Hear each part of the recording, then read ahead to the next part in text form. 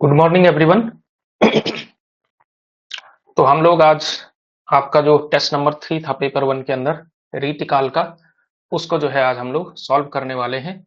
ठीक है, तो बाकी लोग भी जुड़ते रहेंगे, हम अपनी जो है क्लास जो है सॉल्यूशन वाली स्टार्ट कर सकते हैं। ठीक है, चलिए। तो ये टेस्ट आई होप आप सबने दिया होगा। सभी को जो है टेस्ट अटेम्प्ट कर लेने हैं भाई, सारे के सारे जो बचे हुए हैं, किसी का कोई छूटा हुआ है तो समय रहते उसको जो है आप कंप्लीट कर लें।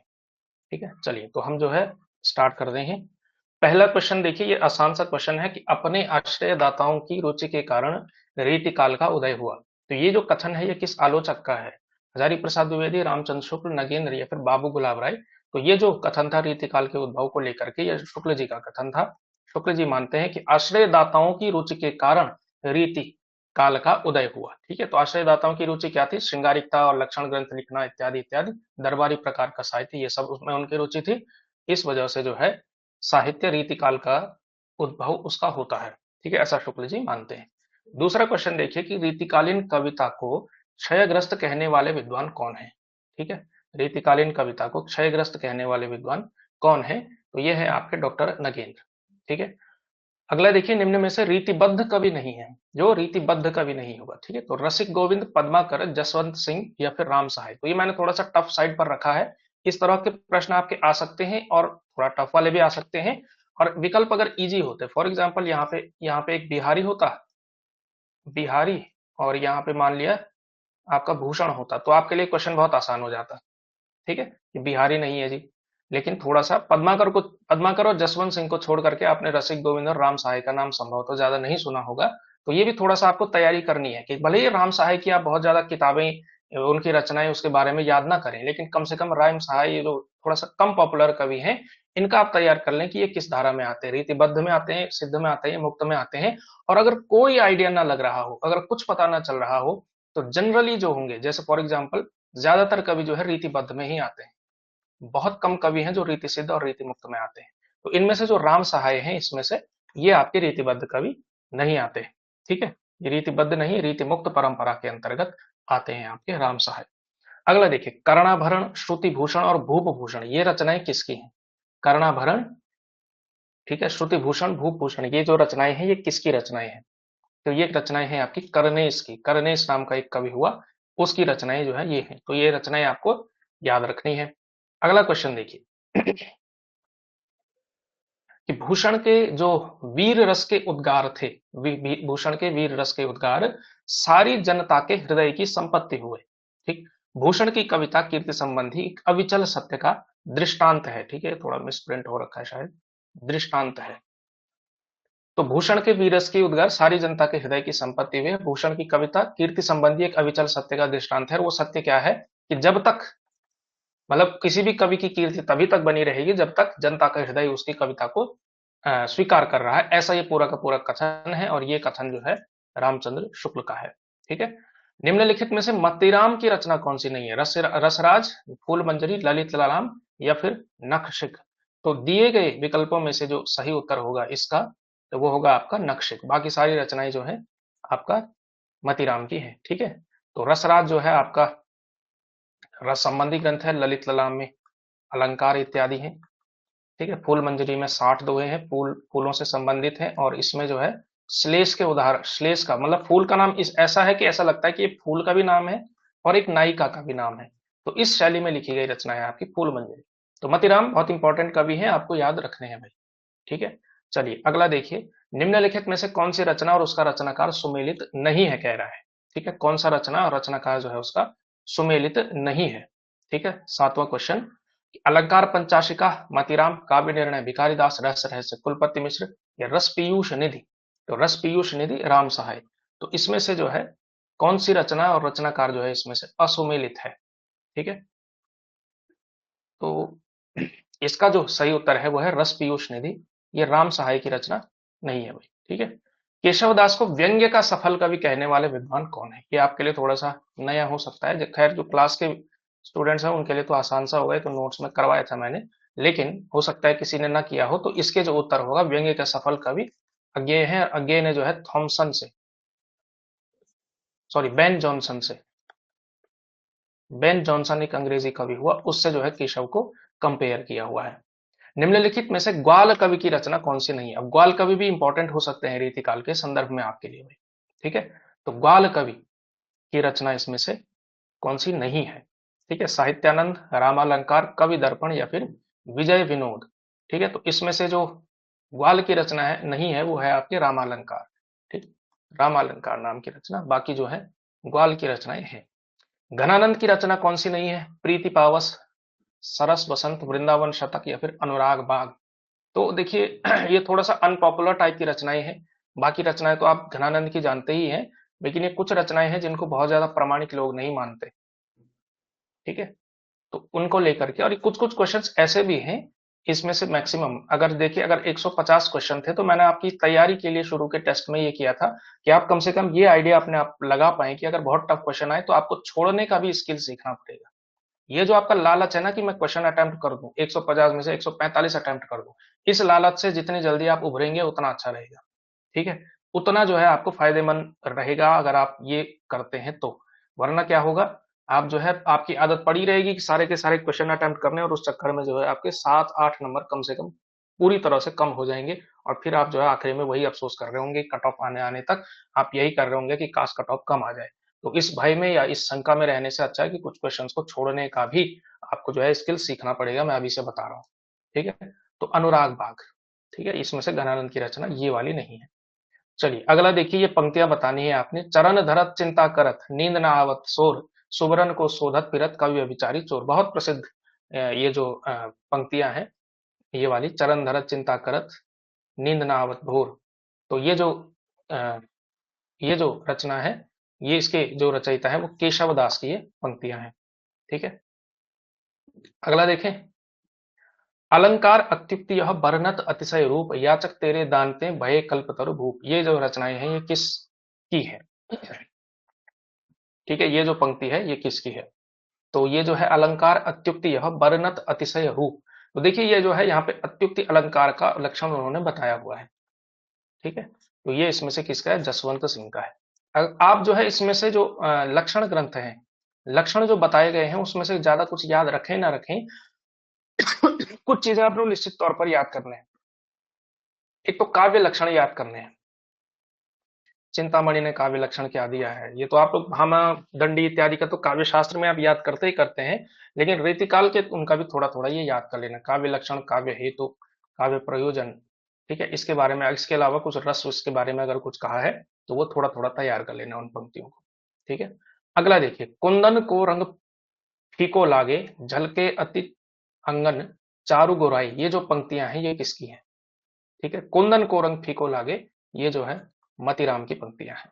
ठीक है, अगला देखिए। जगते अद्भुत सुख सदन, शब्द अर्थ कवित। यही मैं कह रहा था, ये काव्य लक्षण जो है आपको तैयार करना है। तो जब जगते अद्भुत सुख सदन, ये जो है ये पंक्तियां ये किसकी हैं? तो ये जो है आपकी कुलपति मिश्र का ये काव्य लक्षण है।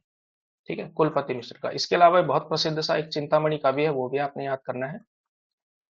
ठीक है, इसके अलावा भिखारी दास का भी है। भिखारी दास ने सवैया सा लिखा है एक, वो आपको तैयार करना है। इसके अलावा देव का याद कर लेना है।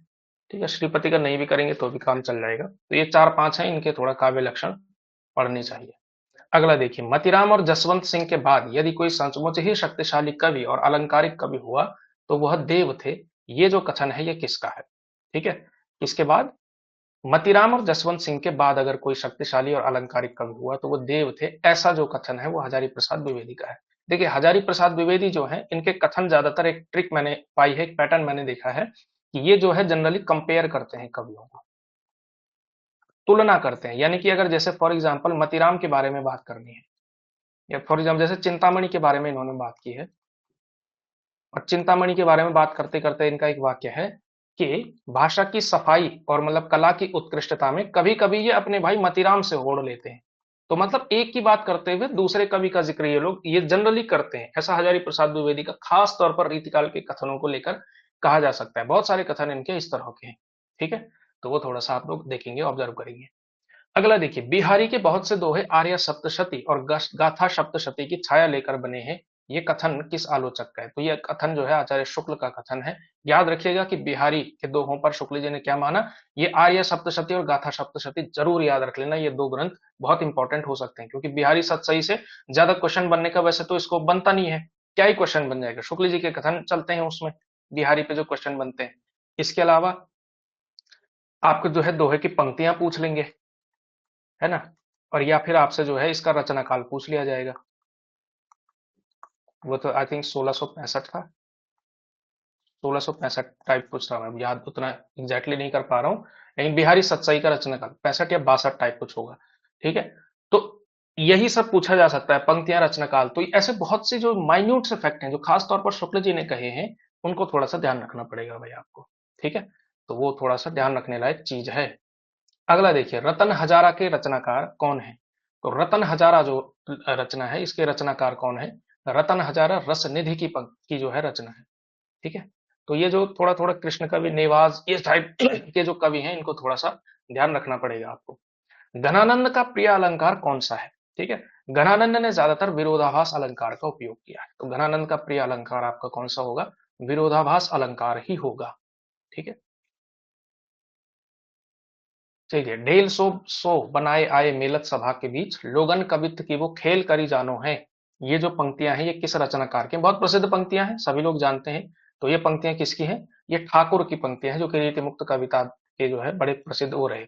चलिए, आपको जो है मैं एक क्वेश्चन पुट करता हूँ ठाकुर से, शायद इसमें होगा या फुल सिलेबस वाले में आएगा। ठाकुर ठसक, ये उनकी रचनाओं का संकलन है, इसका संपादन किसने किया?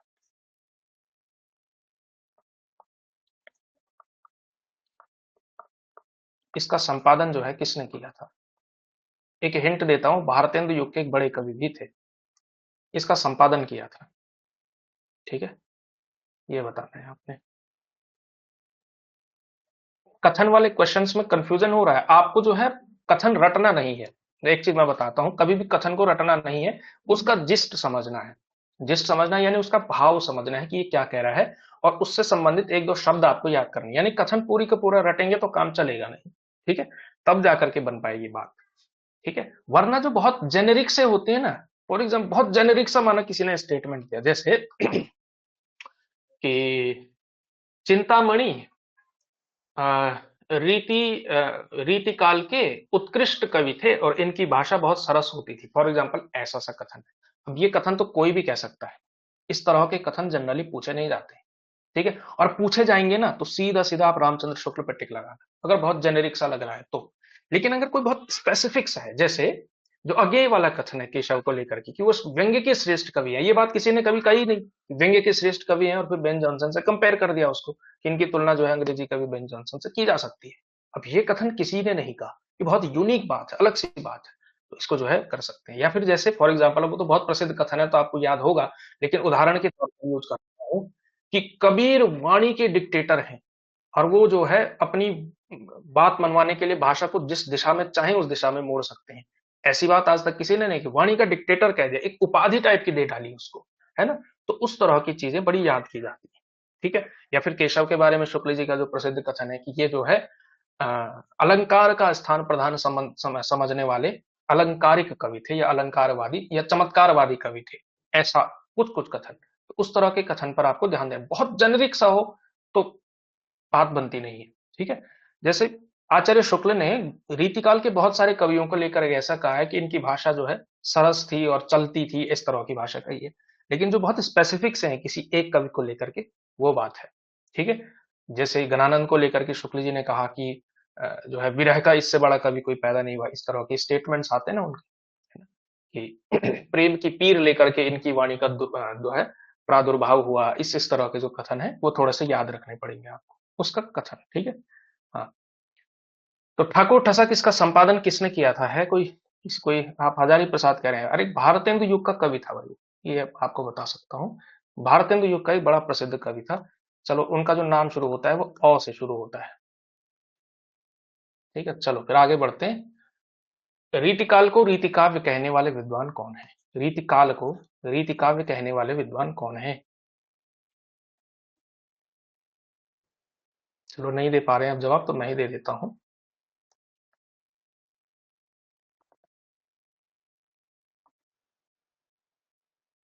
अंबिका दत्त व्यास। ठीक है, ठाकुर ठसक का संपादन किया था। नहीं, हो हरिऔध नहीं है, हरिऔध नहीं है। मुझे लगा ही था कि आप हरिऔध कहेंगे, वो अंबिका दत्त व्यास तक पहुंच पाना। हाँ, ये ममता जी ने दिया, अंबिका दत्त व्यास। ठीक है, बहुत बढ़िया। ठीक है, तो इस तरह के कथन थोड़े थोड़े चीजें ये याद करनी पड़ती हैं आप लोगों को। रीतिकाल को रीतिकाव्य काल किसने कहा था? तो ये रीतिकाल को रीतिकाव्य शब्द का जो प्रयोग किया था वो ग्रियर्सन ने किया था। ठीक है, तो 20वीं का जवाब है जॉर्ज ग्रियर्सन। ठीक है, तो किसने क्या कहा ये तो आप लोग जानते ही हैं। चाहे भक्तिकाल हो, भक्तिकाल को लेकर तो ज्यादा नहीं है, केवल आपको लोक जागरण और लोक जागरण काल याद रखना है। ठीक है, लोक जागरण हजारी प्रसाद हुए, लोक जागरण काल रामविलास शर्मा। भक्तिकाल को लेकर के कोई समस्या नहीं है, स्वर्ण काल, स्वर्ण युग वगैरह। समस्या है आदिकाल को लेकर के, बहुत सारे नाम हैं आदिकाल के, 15-16 नाम हैं, वो हो गई। और रीतिकाल को लेकर के बड़े विवाद हैं। ठीक है, तो ये दोनों के नामकरण से संबंधित आप मान के चलिए, इन दोनों में से एक पे तो जरूर आएगा क्वेश्चन भाई। ठीक है, आसान भी आ सकता है, टफ भी आ सकता है। किस आचार्य ने देव को प्रगल्भ प्रतिभा संपन्न कहा? प्रगल्भ प्रतिभा संपन्न जो है किसने कहा है देव को? शुक्ल जी ने कहा है। ठीक है, वो कथन याद है आपको कि एक मतलब इनकी जैसी मतलब प्रगल्भ प्रतिभा पूरे रीतिकाल में किसी के पास नहीं है। ठीक है ना? इस तरह का एक कथन आता है मिलता जुलता। एग्जैक्टली exactly, मुझे भी याद नहीं है, लेकिन एग्जैक्टली exactly रटने की भी जरूरत नहीं है, बहुत अच्छे से याद हो जाए तो बहुत बढ़िया। जैसे कुछ स्टेटमेंट्स मुझे बहुत अच्छे से याद है, कुछ कुछ जगह से है, लेकिन वो उसका जिस्ट ये है कि बहुत अच्छी प्रतिभा थी, लेकिन इनकी कविता जो है किसी एक चीज की वजह से बाधित होती थी। और वो ये चीज थी कि इनकी रुचि जो है अलंकारों की तरफ ज्यादा थी, और वो अलंकार के चक्कर में पढ़ करके कभी कभी अपनी कविता को खराब कर देते थे। इस तरह का कुछ कुछ आचार्य शुक्ल का स्टेटमेंट है। तो एग्जैक्टली exactly नहीं याद हो तो उसका भाव तो पता है ना, तो अगर अपने शब्दों में आप उसको स्टेटमेंट्स को एक्सप्लेन कर पा रहे हैं, तो मुझे लगता है कि वो रटने से ज्यादा सही स्थिति है कि आप जो है उसमें पकड़ पाएंगे, आपकी समझ में आ रहा है। अगर आप उसको अपनी भाषा में बोल पा रहे हैं तो इसका मतलब है कि आपकी वो बात समझ में आई है उसमें, है ना? तो वो चीज। रीतिकाल को के किस आचार्य ने चतुर्थ शब्द शक्ति तात्पर्य की मौलिक उद्भावना की थी? एक तात्पर्य नाम की शब्द शक्तियां तीन है, अभिधा लक्षणा व्यंजन। हाँ, नवोन्मेष शालिनी प्रतिभा देवी में, ठीक। इस तरह का स्टेटमेंट था। हाँ चलिए खैर, तात्पर्य की मौलिक उद्भावना किसने की थी? तात्पर्य की मौलिक उद्भावना किसने की थी?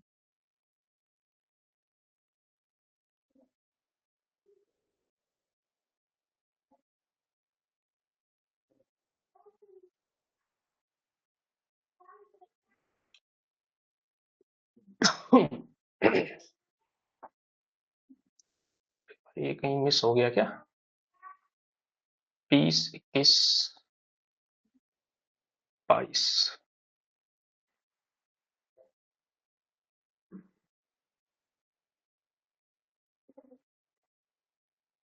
मुझे लग रहा है इसके ऑप्शन जो है गड़बड़ हो गए इसमें, इस वाले क्वेश्चन में। ठीक है, इसके ऑप्शन जो सही वाले होंगे वो निश्चित तौर पर उसमें होंगे जो हमने ऑनलाइन टेस्ट बनाया था ना, जो ऐप पर ही अटेम्प्ट करना पड़ता है, उस पर जो है वो ज्यादा सही होगा। तो क्योंकि ये जो तात्पर्य की शब्द शक्ति थी ये देव ने दी थी, तो मुझे लग रहा है किसी और के जो है विकल्प इसमें आ चुके हैं।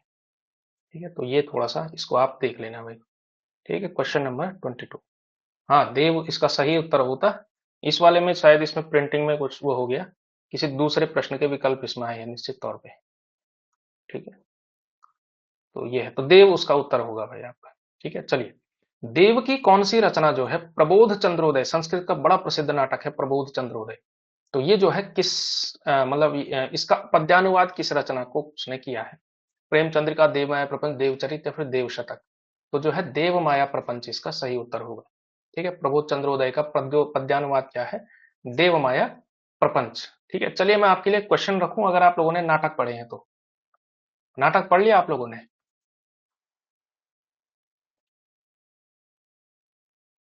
पढ़े होंगे वैसे तो, है ना? पेपर 2 में चलो देख लेंगे, जहां पर होगा उसको मैं करवा लूंगा। ठीक है, तो नाटक पढ़े हैं तो ये बताओ, भारतेंदु का कौन सा नाटक प्रबोध चंद्रोदय का अनुवाद है?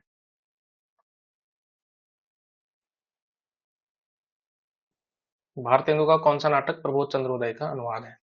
चलो खैर आगे बढ़ते हैं। बिहारी की बाग विभूति ये जो रचना है, ये आलोचनात्मक किताब है, ये किसकी है? विभूत बिहारी की बाग विभूति, तो ये जो है बिहारी की बाग विभूति विश्वनाथ प्रसाद मिश्र, इनकी जो है रचना है। किसने घनानंद की रचनाओं का प्रकाशन सुंदरी तिलक नाम से कराया था? ठीक है, घनानंद की रचनाओं का जो वो कराया था, सुंदरी तिलक नाम से जो है किसने कराया था? ये तो भारतेंदु ने कराया था, भारतेंदु ने कराया था। ठीक है, निम्न में से रीतिकाल की अंतिम रचना जो है कौन सी मानी जाती है? तो रीतिकाल की अंतिम रचना जो है कौन सी मानी जाती है? तो इसमें से जो है, जो रसरंग है, ये इसका सही उत्तर होता है इसमें से। ठीक है, ऋतु वर्णनों में इनके हृदय का उल्लास उमड़ पड़ता था, शुक्ल जी का यह कथन किसके बारे में है? ठीक है, तो ऋतु वर्णन की उसमें जो है आ, जो श्रेष्ठ माना जाता है वो किसका जो है माना जाता है? अब देखिए, ऋतु वर्णनों में बहुत ये दिक्कत है, आपको थोड़ा सा देखिए, सेनापति का जो वो है, सेनापति का भी है ऋतु वर्णनों में, लेकिन सेनापति ज्यादातर वसंत के लिए शायद मतलब जाने जाते हैं। ठीक है, इसके अलावा पद्माकर, पद्माकर माने जाते हैं त्योहार के लिए, त्योहार में भी ज्यादातर होली के लिए, इनके यहाँ खूब होली के पद मिलते हैं। ये वाला जो इनके हृदय का उल्लास उमड़ पड़ता था, ये द्विजदेव के संबंध में इन्होंने बात की हुई है।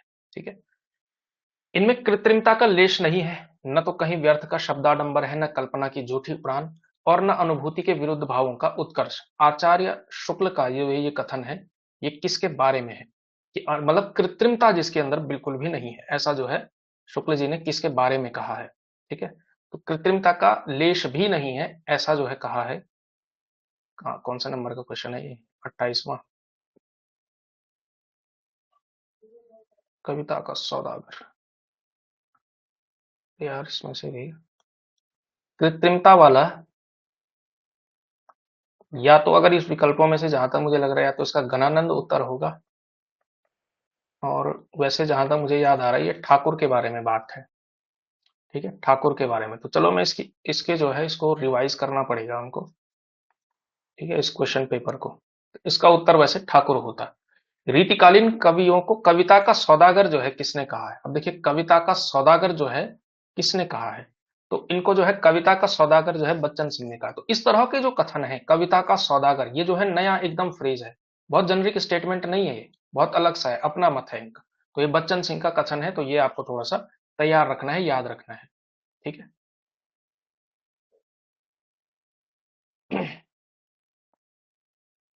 बिहारी को ध्वनिवादी कवि मानने वाले आलोचक कौन है?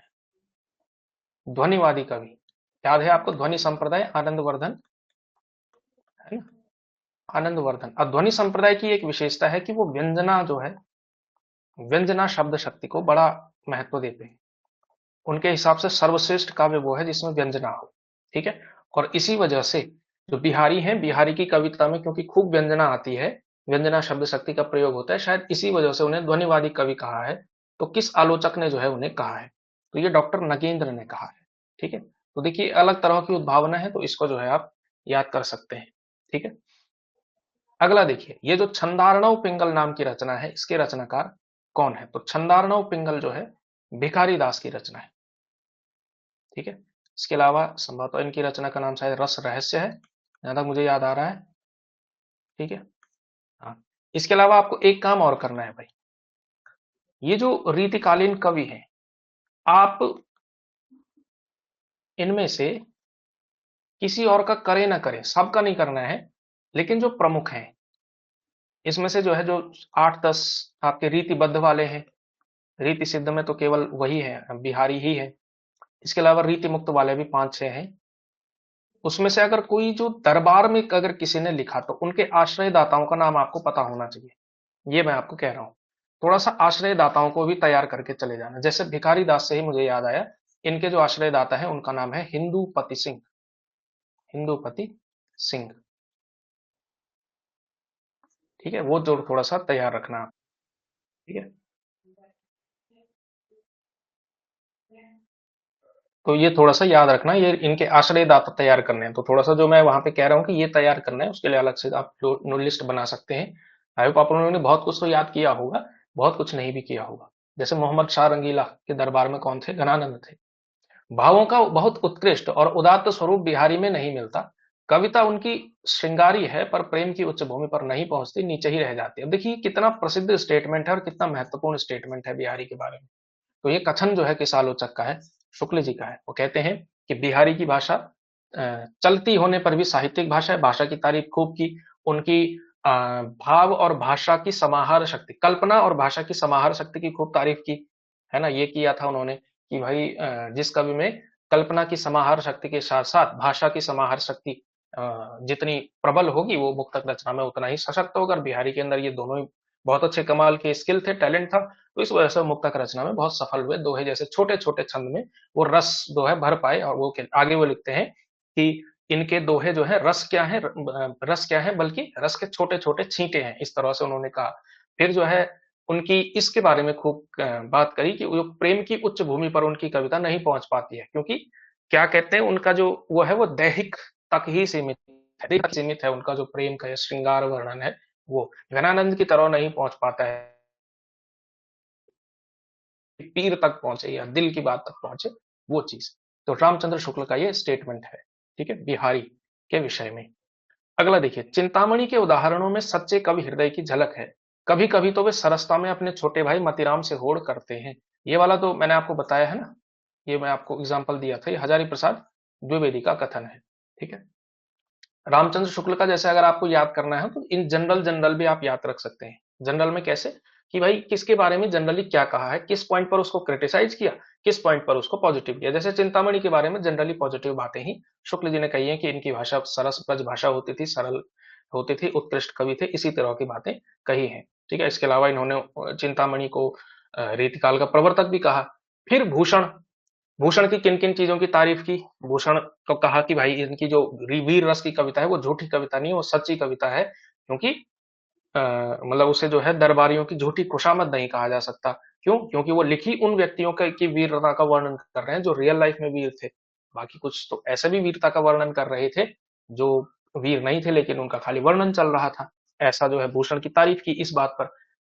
आलोचना किस बात पे की कि उनका जो शिवराज भूषण है वो अलंकार का ग्रंथ तो है, लेकिन बहुत अच्छा ग्रंथ नहीं है। फिर वो कहते हैं कि इनकी भाषा में जो है व्याकरण की बहुत सारी त्रुटियां हैं।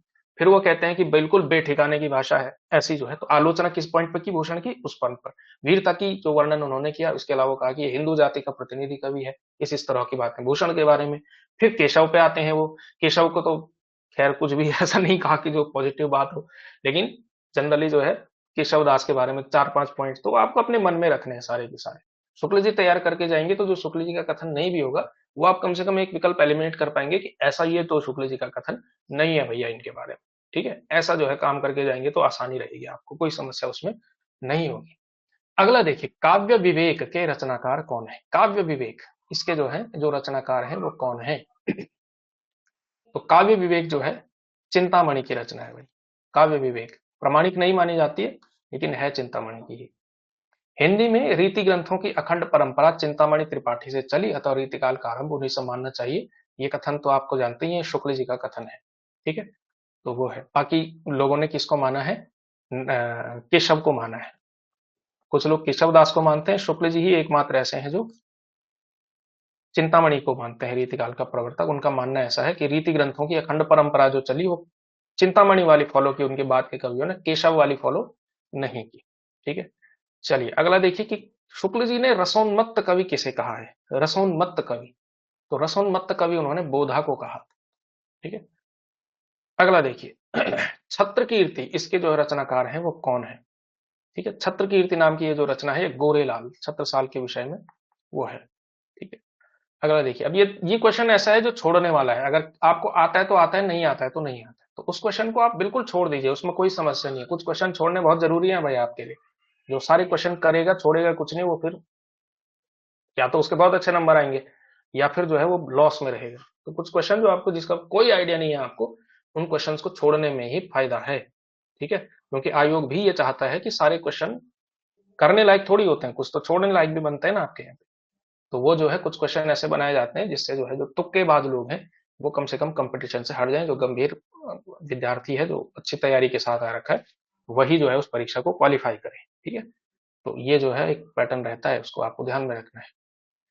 अगला देखिए, राजाओं से पुरस्कार पाने तथा जनता द्वारा समादृत होने के कारण रीतिकाल की कविता श्रृंगार रसमयी हो गई और अन्य प्रकार की कविताएं उसके सामने दब सी गई। तो ये जो कथन है ये किसका है? ठीक, कि क्योंकि राजाओं से पुरस्कार मिलता था श्रृंगारी कविता को, तो उसको तो उत्थान मिल गया, लेकिन बाकी कविताएं दब सी गई, ये मानना था विश्वनाथ प्रसाद मिश्र का। ठीक है। अगला देखिए, घनानंद की सरल भाषा, की भाषा सरल और स्वाभाविक है, जिसमें लक्ष्यार्थ और व्यंग्यार्थ का प्राधान्य है। तो ये जो कथन है, तो इसमें देखिए ये तो एक निश्चित तौर पर हम कह सकते हैं, जो घनानंद वाला अगर आपने ठीक से पढ़ा है, शुक्ल जी वाला जो असेसमेंट है, तो ये तो आप आराम से एलिमिनेट कर सकते हैं। ठीक है। फिर बाकियों के बारे में सोचा जा सकता है कि ये किसके बारे में हो सकता है। वैसे ये कथन वासुदेव सिंह का है। ठीक है। तो ऐसा जो है, कम से कम इतना तो आइडिया लगेगा आपको कि आप कम से कम शुक्ल जी अच्छे से पढ़ के जाएंगे तो ऑप्शन एलिमिनेट करने में आसानी होगी। अगला देखिए, ब्रज भाषा भाषा रुचिर कहे सुमति सब कोई। ये जो कविता की पंक्तियां हैं, ये किसकी हैं? ब्रज भाषा भाषा रुचिर कहे सुमति सब कोई, ये जो है भिखारी दास की ये जो है पंक्तियां हैं। तो कविता की पंक्तियां भी आपको जो है निश्चित तौर पर तैयार करनी पड़ेंगी भाई। ठीक है, हर काल से कुछ कुछ पंक्तियां जरूर आ सकती हैं। अगला देखिए, पद्माकर में देव की भांति मौजीपन, मतीराम की भांति सहृदयता और बिहारी की भांति वाग वैदग्ध्य पाया जाता है। ठीक है। तो ये जो है कथन है, ये किसका है?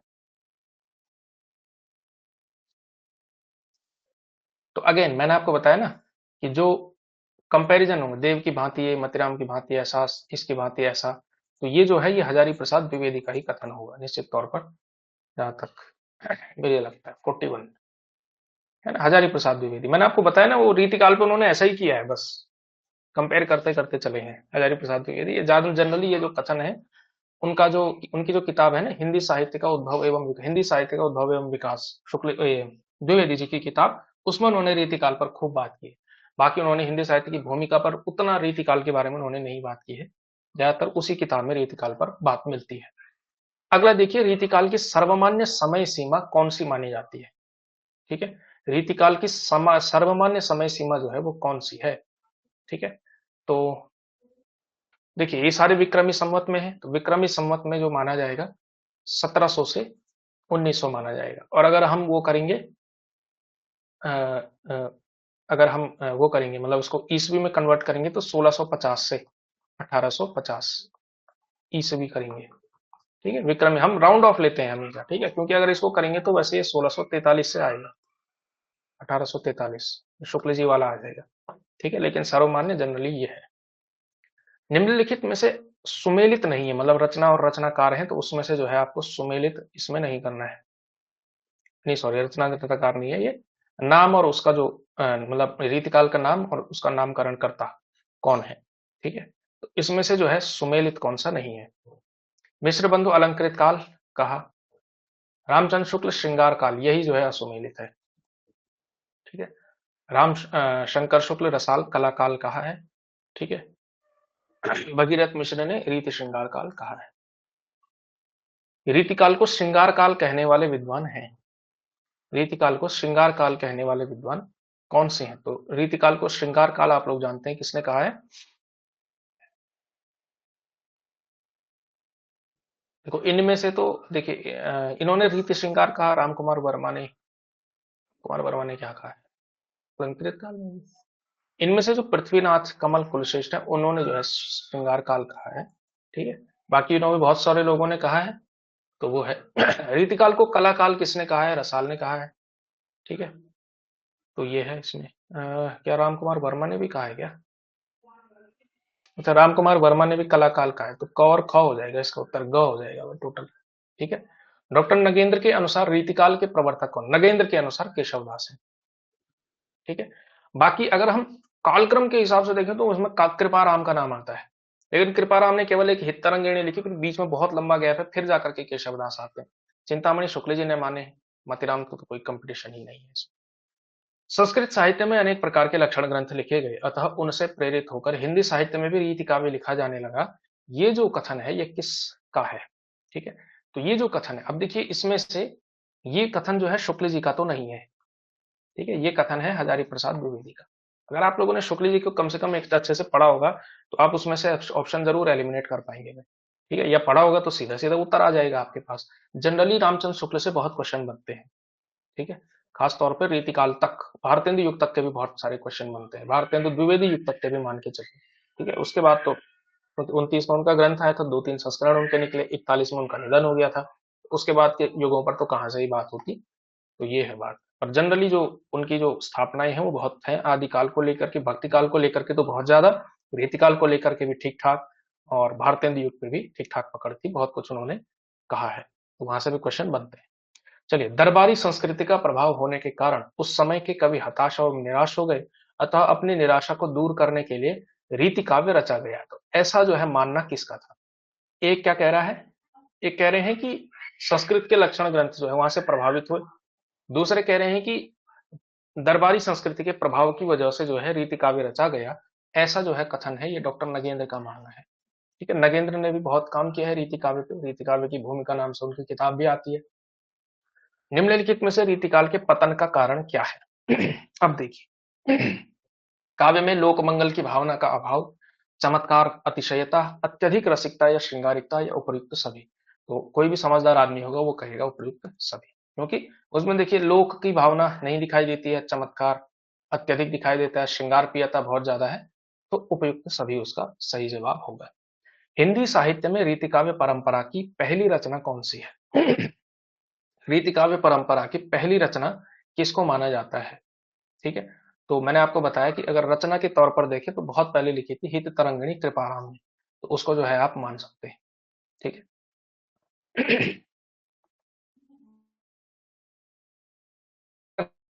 आपको जो है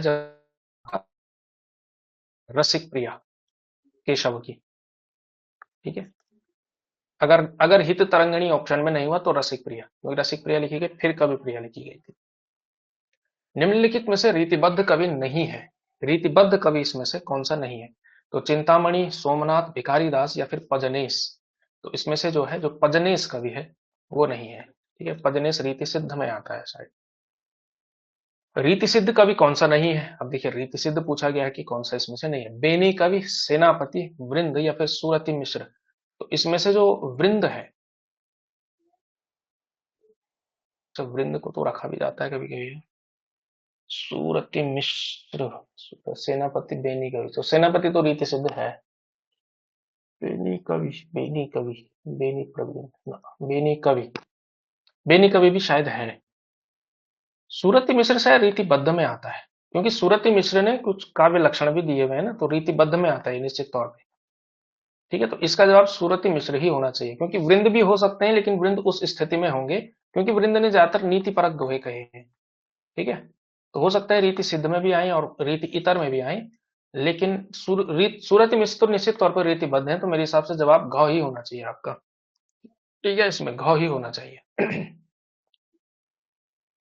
निम्नलिखित में से रीति मुक्त कवि नहीं है, कौन जो है रीति मुक्त कवि नहीं है? ठीक है, रीति मुक्त जो नहीं है, तो घनानंद, आलम और बोधा तो घोषित रूप से, ग्वाल कवि जो है इसमें से नहीं है, ये नीति और इस तरह की कविताएं इन्होंने लिखी है, तो ये हो गए आपके। रीतिकालीन कवियों को रीति चेतस और काव्य चेतस में विभक्त करने वाले विद्वान कौन है? ये जो है एक अलग तरह का विभाजन फिर दिया गया था, एक बड़ी डिबेट थी। रीति शब्द, रीति भक्त, रीति मुक्त, ये तो आपका जो है जानते ही है, नगेंद्र का विभाजन है। उसके बाद जाकर के किसने जो है इस तरह का विभाजन दिया है? ठीक है, तो रीति चेतस और काव्य चेतस ये जो बनाया है, ये जो है सॉरी बच्चन सिंह ने बनाया है। ठीक है, रीति चेतस और काव्य चेतस। तो रीति चेतस में उन्होंने वो रखे जिनका ध्यान लक्षण ग्रंथ की तरफ ज्यादा था। ठीक है, और कुछ कवि ऐसे थे जो कविता की तरफ थे, तो काव्य चेतस उनका नाम रखा, जैसे मतलब रीति सिद्ध और रीति मुक्त दोनों को इसमें रखा।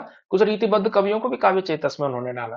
तो एक अलग तरीके का विभाजन बच्चन सिंह ने हिंदी साहित्य का दूसरा इतिहास में किया हुआ है। ठीक है, अगला देखिए, निम्नलिखित में से रीतिकाल की विशेषता कौन सी नहीं है? लक्षण ग्रंथों की रचना विशेषता है, नायिका भेद का निरूपण भी है, कला पक्ष की प्रधानता, शांत रस की प्रधानता नहीं है, श्रृंगार की प्रधानता है। ठीक है, केशवदास द्वारा रचित रामचंद्रिका को छंदों का अजायब घर किसने कहा? तो छंदों का अजायब घर जो है किसने कहा है? रामस्वरूप चतुर्वेदी ने कहा। इसके अलावा पीताम्बर दत्त बड़फाल जो है, उन्होंने भी एक चीज कही है, उन्होंने कहा है कि ये फुटकल कविताओं का संग्रह है, कोई प्रबंध काव्य नहीं है। फुटकल कविताओं का संग्रह पीताम्बर दत्त बड़फाल ने कहा है रामचंद्रिका को। केशवदास द्वारा रचित रामचंद्रिका में सर्गों की संख्या कितनी है? ठीक है, तो सर्गों की संख्या है 39, और इसके सर्गों को कहा गया है प्रकाश। 39 प्रकाश में रची गई रचना है ये। केशवदास ने निम्नलिखित में से किन दो नए संचारी भावों की कल्पना की है? तो केशव के बारे में भी ये भी एक इंपॉर्टेंट चीज है, उन्होंने जो है कुछ नए संचारी भाव जो है लाने की जो है कोशिश की है। तो इसका उत्तर क्या होगा? तो विषाद व आधि, विवाद व आधि, विवाद व व्याधि, हर्ष या रोमांच। तो देखिए हर्ष और रोमांच तो पहले से ही संचारी भाव हैं, तो विवाद और व्याधि जो है ये जो है इसका सही उत्तर होना चाहिए मेरे विचार से, 58 का ग होना चाहिए। ठीक है। किस आलोचक ने केशवदास को संस्कृत का क्लासिक पंडित कहा है? ठीक है, अब देखिए ये भी एक अलग तरह की बात है ना, संस्कृत का क्लासिक पंडित जो है किसने कहा है इनको? ठीक है, तो किसने कहा है? बच्चन सिंह ने कहा है। केशवदास किस राजा के राजाश्रित थे? किसके यहाँ थे? राजा इंद्रजीत सिंह के ही यहाँ रहे होंगे, है ना? हाँ, तो राजा इंद्रजीत सिंह के यहाँ थे। ठीक है, तो वो ख जो है उसका उत्तर हो जाएगा 60वें का। केशवदास की कौन सी रचना राव इंद्रजीत सिंह की नर्तकी राय प्रवीण को शिक्षा देने हेतु लिखी गई थी? कौन सी रचना? कवि प्रिया।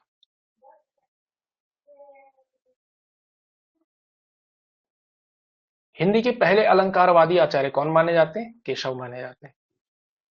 जन्म ग्वालियर जानिए, खंड बुंदेले लाल, तरुणाई आई सुखद, मथुरा बसी ससुराल।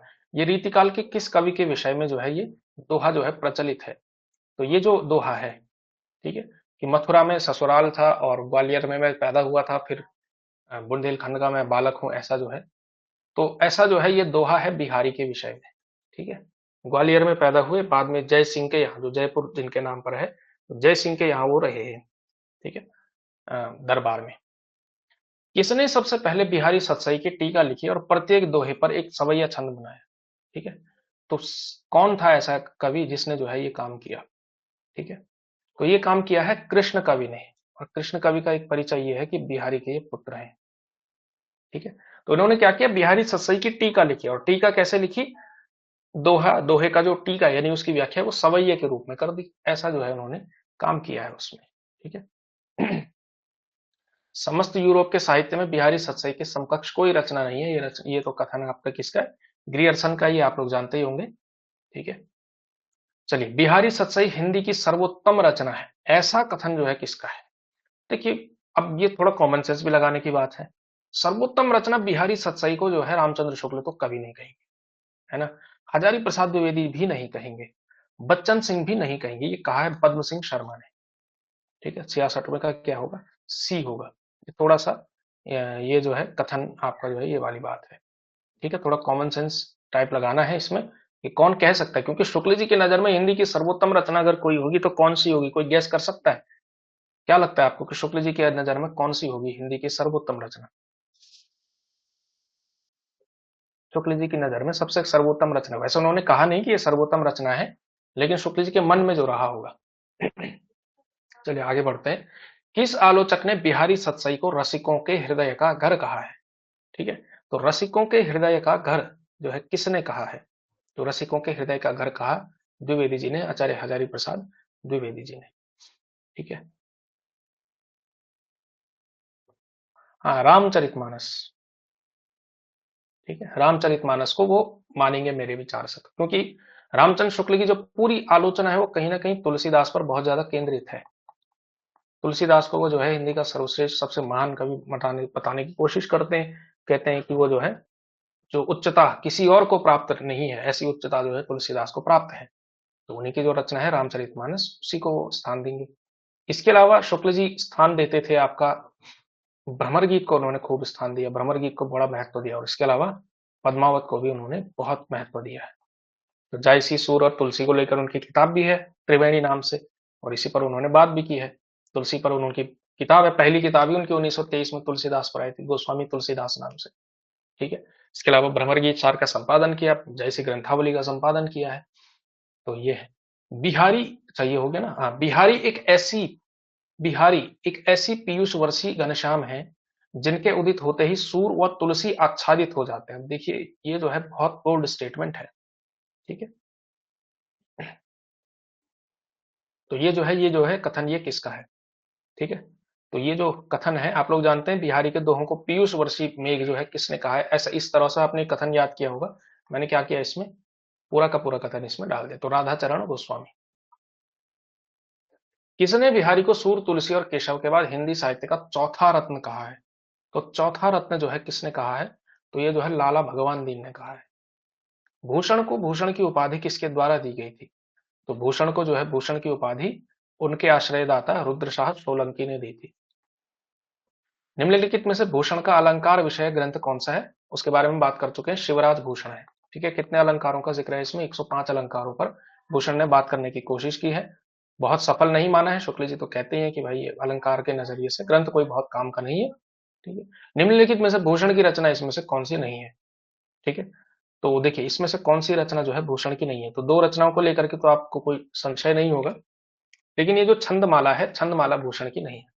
ठीक है, छंदो हृदय प्रकाश ऐसा माना जाता है, बहुत प्रमाणिक नहीं है, लेकिन ये भूषण की रचनाओं में काउंट होती है। और छंदमाला जो है इनकी रचना निश्चित तौर पर नहीं है। भूषण को रीतिकाल का विलक्षण कवि कहने वाले इतिहासकार कौन है? रीतिकाल का विलक्षण कवि जो है किसने कहा भूषण को? ठीक है, तो ये कहा है नगेंद्र ने। किस शासक के बारे में यह मान्यता है कि उन्होंने भूषण की पालकी को कंधा लगाया था? तो आप जानते हैं शिवा को बखानो की बखानो छत्रसाल को, तब जो है ये पंक्ति कही थी जब उसकी पालकी को कंधा लगाया, सम्मान दिया। भाई राजा उनको बिठा रहा है अपनी गाड़ी, उनकी पालकी को कंधा लगाना मतलब कुछ कुछ वैसा ही जैसे कोई बहुत बड़ा ऑफिसर जो है आपकी गाड़ी का दरवाजा खोले और आपको बिठाए, उसी इस तरह की बात है ना। किस कवि को रीतिकाल का राष्ट्र कवि कहा जाता है? अब ये थोड़ा सा क्या है, कॉमन सेंस का क्वेश्चन है। ठीक है, कैसे कॉमन सेंस का? राष्ट्र कवि जनरली कौन होगा? जो देश की बात करेगा, इस तरह की बात करेगा। तो गणानंद तो प्रेम की पीर की बात करते हैं, तो वो राष्ट्र कवि नहीं होंगे। देव भी श्रृंगारिक बातें करते हैं, बिहारी तो है ही, तो इसमें से कौन होंगे? भूषण जो है आपके राष्ट्र कवि कहलाए जाने लायक है, क्योंकि वही जो है बात करते हैं देश की और इनकी और उनकी, दुश्मनों को हरा दो और ये कर दो वो कर दो, उस तरह की बात है। देव के किस रचना में भगवान कृष्ण के चरित्र का वर्णन है? अब देखिए, तो ये देव की कौन सी रचना है जिसमें जो है इनका इस तरह का वर्णन है? तो ये जो रचना है देव चरित्र, इसमें जो है आपको भगवान कृष्ण के चरित्र का वर्णन मिलता है। ठीक है, बाकी भवानी विलास में भवानी का मिलता है। ठीक है, दुर्गा का। निम्नलिखित में से देव की रचना नहीं है? जाति विलास, प्रेम तरंग, प्रेम चंद्रिका या फिर प्रेम फुलवारी। तो देव की रचना जो है इसमें से कौन सी नहीं है? प्रेम फुलवारी नाम की उनकी कोई रचना नहीं है। ठीक है, अच्छा देव की रचनाएं वैसे 70 क्रॉस हैं, बहुत सारी रचनाएं हैं। बस आपको 10-12 इंपॉर्टेंट इंपॉर्टेंट याद रखनी है। और इनकी रचनाओं में जो है एक और इंपॉर्टेंट चीज होती है, विलास खूब आता है, भाव विलास, भवानी विलास, इस तरह के देखेंगे, जाति विलास, है ना, ये एक ट्रेंड है। निम्नलिखित में से देव की प्रथम रचना जो है कौन सी मानी जाती है? देव से थोड़ा सा टफ प्रकार के क्वेश्चन रखे गए हैं। भाव विलास जो है वैसे की पहली रचना है। कौन सी रचना देव ने राजा भोगीलाल के आश्रय में रहकर के उनकी प्रशंसा मिली थी? देखिए देव के जो वो रहे हैं वो भोगीलाल रहे हैं। ठीक है, आश्रयदाता। तो ये आश्रयदाता आपने तैयार करने, मैंने पहले ही बताया आपको। तो कौन सी रचना जो है उनके आश्रय में रहकर उसकी प्रशस्ति में जो है उन्होंने लिखी है? तो ये जो रस विलास है, ठीक है, अगेन विलास आ रहा है ना, तो रस विलास है, वो जो है इसे आश्रय में रह करके लिखी है, उसकी प्रशंसा में, भोगीलाल की प्रशंसा में। देव की कौन सी रचना कृष्ण कवि द्वारा रचित प्रबोध चंद्रोदय नाटक का पद्य अनुवाद है? तो ये पहले भी बात हो चुकी है, ये क्वेश्चन घुमा करके सेम आ गया है एक ही पेपर में, लेकिन कोई बात नहीं, देव माया प्रपंच आप लोग याद रखेंगे, ऊपर भी सेम क्वेश्चन रिपीट हुआ है ना। रीतिकाल में सर्वाधिक, अच्छा हाँ, वो उस क्वेश्चन का जवाब तो आप लोगों ने शायद दिया होगा, किसी ने, मैं भूल गया। जो भारतेंदु का कौन सा है जो उस पर आधारित था, है ना, भारतेंदु का कौन सा नाटक था जो प्रबोध चंद्रोदय का अनुवाद था? पाखंड विडंबन नाम का जो उनका अनुदित नाटक है, वो उसका अनुवाद है। ठीक है, तो वो याद रखना है। अगला देखिए, रीतिकाल को सर्वाधिक, सॉरी, रीतिकाल में सर्वाधिक मौलिक उद्भावनाएं प्रकट करने वाले कवि जो है कौन है? ठीक है, तो सर्वाधिक मौलिक उद्भावनाएं देव, आचार्य शुक्ल ने भी इनकी मौलिकता की खूब तारीफ की है ना। देखिए नवोन्मेष शालिनी प्रतिभा क्या है? प्रतिभा तो सभी है, सब में है। नवोन्मेष शालिनी, नया उन्मेष जो कर पाए, यानी कुल मिलाकर जो मौलिक हो पाए, वो है आपका देव। मौलिक उद्भावनाएं प्रकट करने के लिए देव प्रसिद्ध है भाई, मौलिकता के लिए। घनानंद की रचना इसमें से कौन सी नहीं है? ठीक है, तो घनानंद की रचना जो है इसमें से कौन सी नहीं है? इश्क नामा तो नहीं है। घनानंद को साक्षात रसमूर्ति, लाक्षणिक मूर्तिमत्ता और प्रेम की पीर किसने कहा है? ये तो शुक्ल जी के स्टेटमेंट है, साक्षात रसमूर्ति है, लाक्षणिक मूर्तिमत्ता इनकी भाषा की विशेषता है और प्रेम की पीर को लेकर इनकी वाणी का जो है प्रादुर्भाव हुआ, ऐसा ऐसा जो मानना है शुक्ल जी का ही मानना है ना। अगला देखिए, विरह विरह तो घनानंद की पूंजी ठहरा, ये जो कथन है ये किसका है? ठीक है, तो ये जो कथन है वो रामधारी सिंह दिनकर का है। ठीक है, दिनकर का भी एक कथन है घनानंद को लेकर के, वो भी इसी पर बात करते हैं कि जो है विरह का जो सर्वश्रेष्ठ कवि है वो कौन है? दिनकर है। अगला देखिए, नेही महा ब्रज भाषा प्रवीण और सुंदरता को भेद को जाने, तो घनानंद के संदर्भ में जो है ये कथन किसका है? घनानंद की प्रशस्ति की गई है इसमें। तो ये जो कथन है, नेही महा ब्रज भाषा प्रवीण और सुंदरता को भेद जो जाने, ये जो है ब्रजनाथ ने कहा है घनानंद के बारे में। तो ये जो है नेही महाजनी वाले याद रख लेना, घनानंद के बारे में है। ठीक है, स्नेही है और ब्रज भाषा के बड़े प्रवीण है और सुंदरता का भेद जानते हैं, इत्यादि इत्यादि। ये तारीफ की है घनानंद की, किसने की है? ब्रजनाथ नाम के कवि ने की हुई है। ठीक है, अगला देखिए, अति सुधो स्नेह को मार्ग है, ये कथन किसका है? आप लोग जानते हैं घनानंद का है। अति सुधो स्नेह को मार्ग है, जहां नेक सयानप बांक नहीं। अगला देखिए, लोकसार प्रीति पावस कृपा कंद, ये जो रचनाएं हैं ये किसकी है? ठीक है, तो ये लोकसार प्रीति पावस इत्यादि इत्यादि ये रचनाएं हैं, ये भी घनानंद की ही रचनाएं हैं। प्रसिद्ध नहीं है उतनी जितनी आपका जो सुजान सागर इत्यादि हैं, और घनानंद की ये रचनाएं भी है। अच्छा, घनानंद की रचनाओं का जो संकलन किया, घनानंद ग्रंथावली का, वो संपादन जो है वो किसने किया है? तो घनानंद का जो काम किया है वो याद रखिएगा आप हमेशा, विश्वनाथ प्रसाद मिश्र का नाम। ठीक है, उन्होंने घनानंद पर खूब काम किया, घनानंद ग्रंथावली का संपादन किया, घनानंद पर इनकी किताबें हैं बहुत सारी, वो सारी चीजें हैं। और कहीं भी अगर घनानंद सिलेबस में लगे तो विश्वनाथ प्रसाद मिश्र की किताब ही लगती है रेफरेंस में। ठीक है, चाहे कहीं असिस्टेंट प्रोफेसर इत्यादि हो, कहीं भी हो। जैसे फॉर एग्जांपल राजस्थान में जो पेपर होता है उसका सिलेबस एकदम अलग बनता है, जैसे नेट का सिलेबस होता है, कुछ स्पेसिफिक रचनाएं लगेंगी, तो वैसा ही वहां पे भी होता है, वहां विश्वनाथ प्रसाद मिश्र की किताब लगती ही लगती है। बिना विश्वनाथ प्रसाद मिश्र को पढ़े घनानंद नहीं पढ़ा जा सकता, उसके वो आधिकारिक विद्वान है। 89 देखिए, निम्नलिखित में से सुमेलित कौन सा नहीं है? ठीक है, तो कविकुल कल्पतरु चिंतामणि त्रिपाठी, रस रहस्य कुलपति मिश्र, काव्य निर्णय भिखारी दास, संग्राम सार कुमार मणि की तो नहीं है। ठीक है, तो ग जो है इसका तर हो जाएगा, ये सुमेलित नहीं है। ठीक है, अगला देखिए, अमीय हलाहल मद भरे श्वेत श्याम रत्नार, जियत मरत झुकी झुकी परत, जे चितवत एक बार। ये बहुत प्रसिद्ध पंक्तियां हैं और ये पंक्तियां आपको बतानी है कि ये किसकी है। तो अमीय हलाहल मद भरे, रसलीन की पंक्तियां याद रखनी है भाई। अगला देखिए, हिम्मत बहादुर, विरुदावली, गंगा लहरी, जगत विनोद, इन सब के रचनाकार कौन है? पद्माकर है।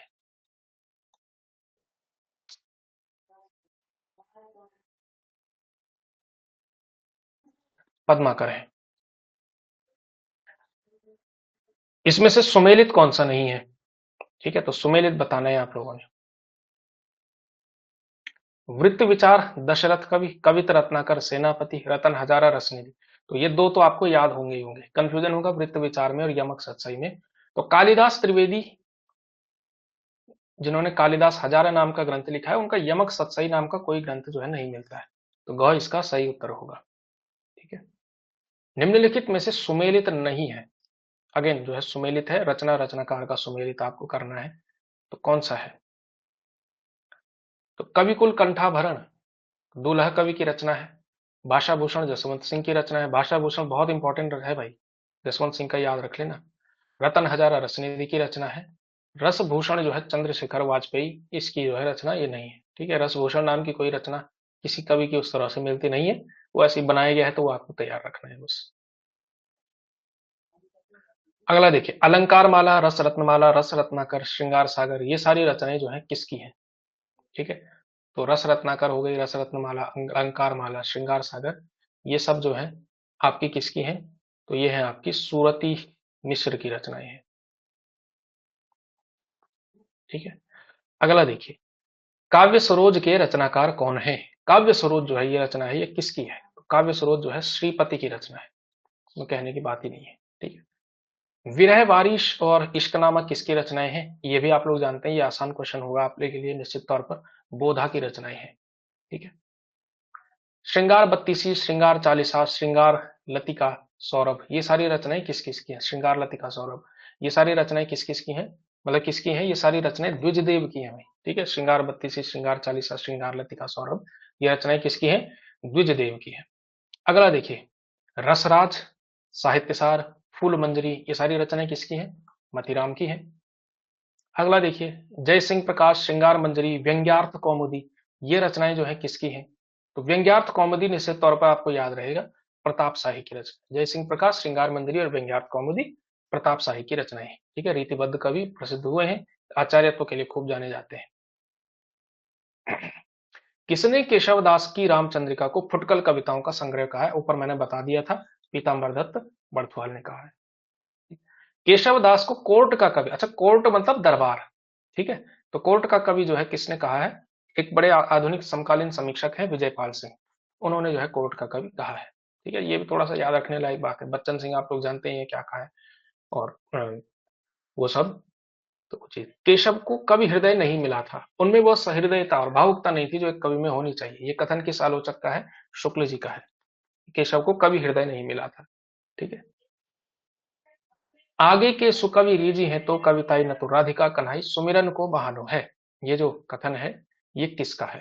ठीक है, तो ये आप सभी लोग जानते हैं, आसान सा है, भिखारी दास का बड़ा प्रसिद्ध पंक्तियां हैं। अगला देखिए, अभिधा उत्तम काव्य है, मध्य लक्षणाहीन, अधम व्यंजना रस विरस, उल्टी कहत नवीन, तो ये आप लोग जानते हैं देव की पंक्तियां हैं, ठीक है। अगला देखिए, कवित्व शक्ति और मौलिकता देव में खूब थी, पर उनके सम्यक स्फुरण में उनकी रुचि विशेष प्रायः बाधक हुई है, ये कथन किसका है? शुक्ल जी का है। मैंने कहा ना आपको कि उनकी कवित्व शक्ति की, मौलिकता की, नवोन्मेष शालिनी प्रतिभा की खूब तारीफ की, लेकिन किस बारे में बात करी? कि उनकी जो रुचि है अतिशय अलंकारिक प्रियता की तरफ वो संकेत कर रहे हैं कि उसकी सम्यक स्फुरण में जो है जो उनकी रुचि थी वो बाधक साबित हुई है। शुक्ल जी का ऐसा मानना था देव के बारे में। किस रीतिकालीन कवि को हजारी प्रसाद द्विवेदी ने सरस सूक्तियों का चित्ताकर्षक कवि कहा है? देखिए, सरस सूक्तियों का चित्ताकर्षक कवि, तो किसका किस जो है मतलब किसको कहा है? ठीक है, तो किसको कहा है? बिहारी को, देव को, घनानंद को या फिर पद्माकर को?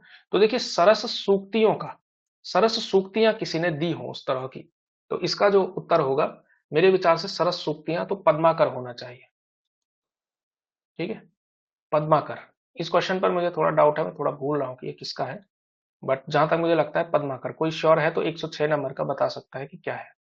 पद्माकर ही है। मुझे बिहारी और पद्माकर में डाउट हो रहा है, बट मेरा मत ज्यादातर पद्माकर को जा रहा है, ठीक है। वो थोड़ा सा देख लेंगे इसको बाद में, ठीक है, मैं पढ़ के ग्रुप में डाल दूंगा।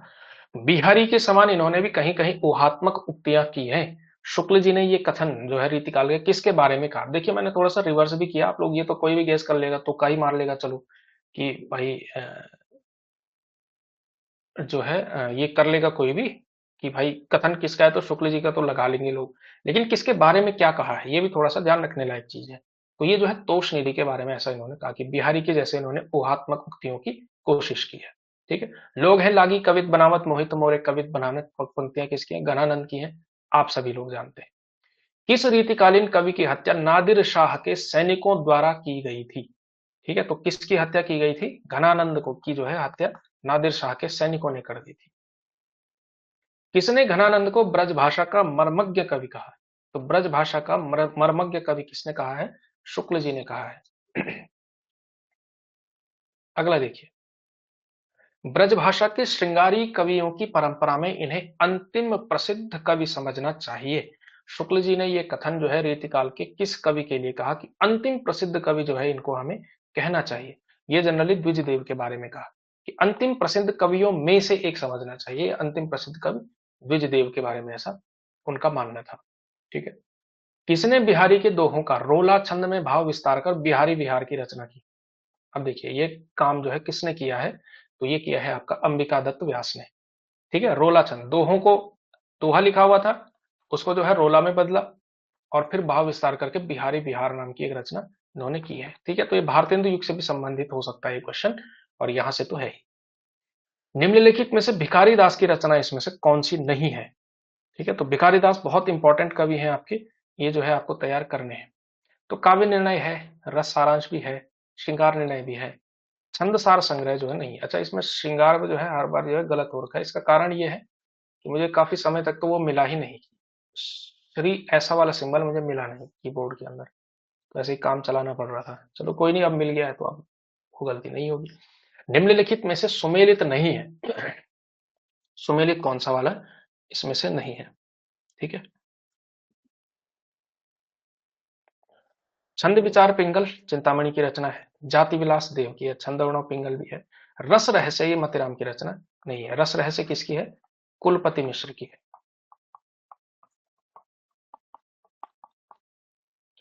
निम्नलिखित में से सुमेलित नहीं है, रसिक रंजन कुमार मणि भट्ट। अब ये एकदम वैसा सा क्वेश्चन है। पद्माभरण पद्माकर की है, काव्य विलास प्रताप शाही, अंग दर्पण रस निधि, ठीक है। तो अंग दर्पण जो है, अंग दर्पण शायद रस निधि की कोई रचना अंग दर्पण नाम से नहीं मिलती है, जहां तक मुझे लगता है। तो घ इसका उत्तर होना चाहिए। अंग दर्पण है किसकी रचना? अंग दर्पण जहां तक मुझे याद आ रहा है किसी रीति सिद्ध कवि की रचना है, ठीक है। किसी को है कि ये अंग दर्पण किसकी रचना है?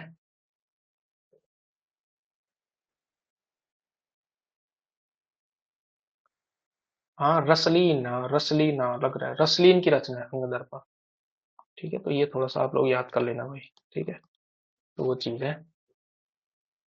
रीतिबद्ध कवियों का सही आरोही कालानुक्रम क्या है? अब देखिए क्रम के साथ आपको लगाना है, तो इसमें से जो है सही क्रम क्या होगा कवियों का, ठीक है। तो इसमें से जो है आपको बताना है। कौन सी वाली पीडीएफ? ये पीडीएफ जो टेस्ट की है, टेस्ट तो डाला हुआ है आपका उसमें। टेस्ट आप टेस्ट सीरीज के अंदर जाकर के देखेंगे तो वहां मिल जाएगी आपको, या फिर ये सॉल्यूशन सहित वाली कह रहे हैं जिसमें मैंने ये सब लिखा हुआ है। इसका आप लोग क्या करेंगे, तो बहुत खराब राइटिंग में लिखा हुआ है, इसको तो आप खुद भी नोट कर सकते हैं। चलो डाल दूंगा, मैं ग्रुप में दे दूंगा, ऐप के अंदर तो नहीं डालूंगा, ग्रुप में डाल दूंगा, ठीक है। चलिए 116वां क्वेश्चन देखते हैं। हाँ, कालक्रम के साथ हम लोग लगा रहे थे इनको, ठीक है। तो कालक्रम जो है इसमें से क्या होगा? तो देखिए इन सब में से आपको एक कॉमन सेंस लगाना है। चार कवि हैं हर विकल्प में, भूषण है, मतेराम है, जसवंत सिंह है, चिंतामणि है। तो सबसे पहले तो चिंतामणि ही आनी चाहिए, और ये क्वेश्चन यहीं से सॉल्व हो जाता है कि चिंतामणि सबसे पहले आने चाहिए। तो क ही आपका उत्तर होगा इसमें, चिंतामणि, भूषण, मतेराम, जसवंत सिंह बिल्कुल सही है, ठीक है। रीतिबद्ध कवियों का सही आरोही कालक्रम, अब देखिए यहाँ पे थोड़ा सा ये बाद के कवियों को मैंने लिया हुआ है, तो यहाँ पे आपको जो है बताना है। पद्माकर, देव, रसलीन, ग्वाल। पद्माकर, देव, रसलीन, ग्वाल। अब ये भी आपको ध्यान रखना चाहिए कि पद्माकर जो है बहुत बाद में हुए हैं, ठीक है, और देव काफी पहले हुए हैं। तो मेरे विचार से तो ग होना चाहिए, देव, रसलीन, पद्माकर, ग्वाल, क्योंकि इसमें तो लास्ट में से कोई सा भी नहीं है, ठीक है। तो ये होना चाहिए। मेरे ख्याल से शायद वहां पे जो टेस्ट ऑनलाइन हुआ था इसकी आंसर की गलत पड़ गई थी, क तो उत्तर नहीं होना चाहिए मेरे विचार से, क्योंकि देव तो बहुत पहले हुए ना।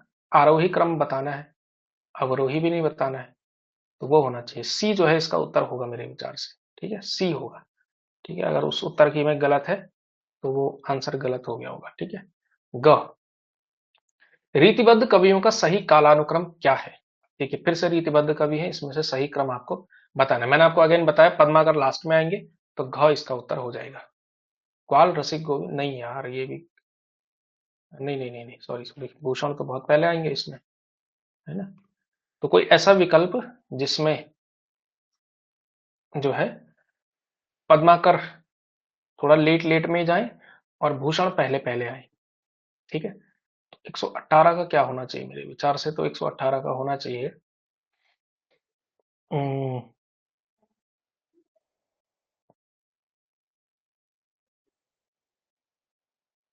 पद्माकर, भूषण।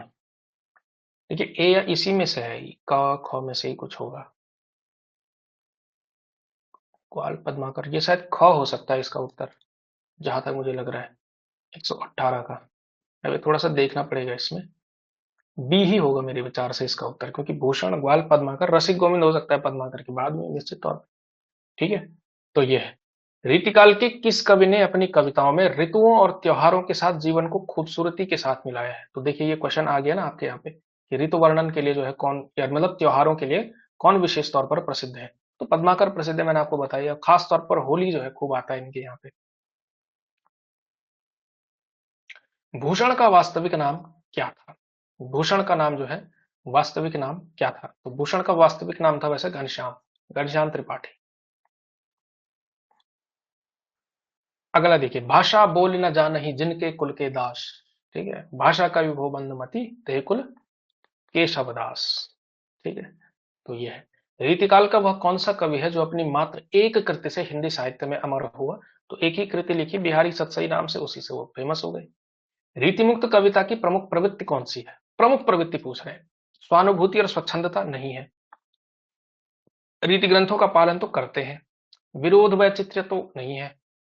विरह अतिरेक तो ये भी नहीं है। घ जो है इसकी विशेषता होगी। सबसे बड़ी विशेषता क्या है? रीति ग्रंथों का पालन या काव्य शास्त्रीय सिद्धांतों का पालन।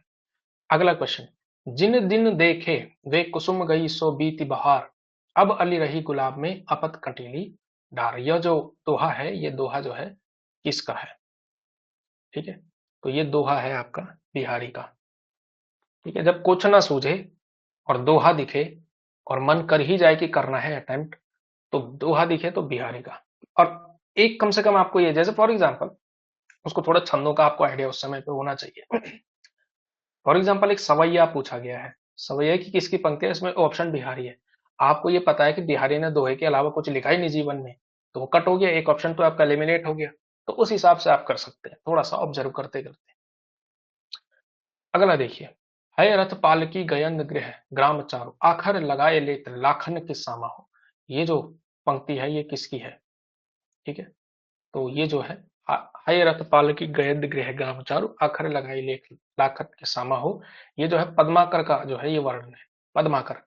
ठीक है, हिम्मत बहादुर बिरुदावली जो उनकी रचना है उसमें उन्होंने ये वर्णन किया है। ठीक है, अगला देखिए, भरी रही भनक बनक ताल तालन की तनक तनक तामे खनक चुरीन की। अब देखिए ये जो कविता है ये किस मतलब किसका जो है ये पंक्तियां हैं? भरी रही भनक भनक याद रख लेना, ये देव की पंक्तियां हैं। ठीक है, देव की पंक्तियां हैं। अगला देखिए, भूली कहत नव रस सुकवि सकल मूल श्रृंगार। यह उक्ति किस आचार्य की है, यानी कि किस कवि की है? तो ये भी जो है किसकी है? ये भी देव की ही है। भूली कहत नव रस सुकवि सकल मूल श्रृंगार, यह उक्ति देव की है। अगला देखिए, ऋतु वर्णन तो इनका ऐसा और किसी श्रृंगारी कवि ने नहीं किया है। आचार्य शुक्ल का जो ये कथन है ये किसके बारे में हो सकता है? ठीक है, शुक्ल जी का ये वाला जो कथन है ऋतु वर्णन के विषय में, तो ऋतु वर्णन के विषय में सेना, ऐसा और किसी श्रृंगारी कवि ने ऋतु वर्णन इस प्रकार का किया ही नहीं है जैसा सेनापति ने किया है। ठीक है, अगला देखिए, अब देखिए अगेन काव्य लक्षण, सगुण अलंकारन सहित दोष रहित जो होए सबद अरत ताको कवि विभुत कहत सब कोई। ये चिंतामणि का काव्य लक्षण है। चिंतामणि ने ये दिया है। अगला क्वेश्चन देखिए, सीखी लीनो मृग, सॉरी, सीखी लीनो मीन मृग खंजन कमल नयन, सीखी लीनो जस ओ प्रताप को कहानी है। ये जो पंक्तियां हैं ये किसकी हैं? ठीक है, तो ये जो पंक्तियां हैं ये किसकी हैं? ठाकुर की है। यही है वो छंद, सीखी लीनो मीन मृग खंजन कमल नयन सीखी लीनो जस ओ प्रताप को कहानी। फिर तीन पंक्तियां और हैं, और लास्ट में वो कहते हैं कि डेल सो बनाए आए मेलत सभा के बीच लोगन कवित की वो खेल कर जानो है। ऐसे यही है। ठीक है, यही वो छंद है, ठाकुर का है। अगला देखिए, बाली का सपूत कपिकुल परहूत रघुवीर जो को दूत भरी रूप विकराल को। उपयुक्त पंक्तियां जो है किस रचनाकार की हो सकती हैं? ठीक है, तो ये रचनाकार है सेनापति। सेनापति भी राम भक्ति धारा के अंदर भी आते हैं। ठीक है, तो वो जो है उनकी जो रचना है कविता रत्नाकर, वो जो है राम भक्ति से संबंधित है। ठीक है, तो वो ध्यान रखना आप लोगों ने। सघन कुंज छाया सुखद शीतल मंद समीर, ये पंक्तियां जो है किसकी है? सघन कुंज छाया सुखद शीतल मंद समीर, ये जो पंक्तियां हैं 132 का। हाँ, पंक्तियां कठिन लग रही है, निश्चित तौर पे कठिन लग रही होगी। कुछ क्वेश्चन जो है आप लोगों को, मैंने कहा ना कि रीतिकाल वाला क्वेश्चन जो पेपर बना था वो सबसे टफ था। टफेस्ट पेपर जो है रीतिकाल का ही बन गया। वो बन गया ऐसे कि ध्यान ही नहीं रहा, क्योंकि मैंने वो 2-3 दिन मिला करके बनाया। तो एक दिन ऐसा होता है कि मैं जो है सेक्शंस बनाता हूँ, 50 question very tough, 50 question moderate, 50 question कोई भी कर लेगा। इस तरह के एक संयोजन से बनता है। रीतिकाल वाले दिन शायद ऐसा हुआ कि मैंने जिस दिन 50 क्वेश्चन बनाए टफ ही बना दिए, दूसरे दिन फिर 50 टफ बना दिए, एक दिन थोड़ा सा मॉडरेट बना दिए, तो वो जो है वो बड़ा टफ हो गया, कुल मिला खतरनाक रिएक्शन हो गया। ठीक है, तो हाँ, सघन कुंज छाया सुखद शीतल मंद समीर, आई थिंक पद्माकर की है।